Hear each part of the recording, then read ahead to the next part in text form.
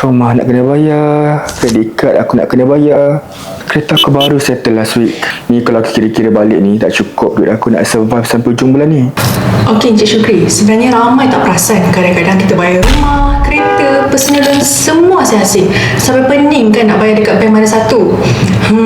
So why not kalau kita gabungkan semua komitmen Encik Syukri, at the same time Encik Syukri bolehlah jimat hingga beratus setiap bulan. Beratus setiap bulan? Macam nak buat tu? Okey, macam ni. Dengan refinancing lah, okey? So dekat IBBO ni, kita ada satu program refinancing yang khas boleh bantu Encik Syukri untuk urus semula semua hutang-hutang. At the same time kan, kewangan Encik Syukri ni boleh jadi lebih ringan. Dengan satu bank, satu loan sahaja. Mudah kan? Tapi dengan syarat lah, kena ada rumah. Tapi macam nak tahu kita layak ke tidak? Jangan risau, itu tak perlu risau. Sebab dekat sini kita ada satu tim yang profesional boleh bantu Encik Syukri daripada A to Z. Mudah sangat.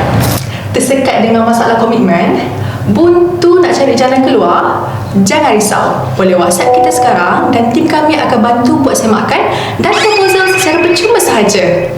Tunggu apa lagi?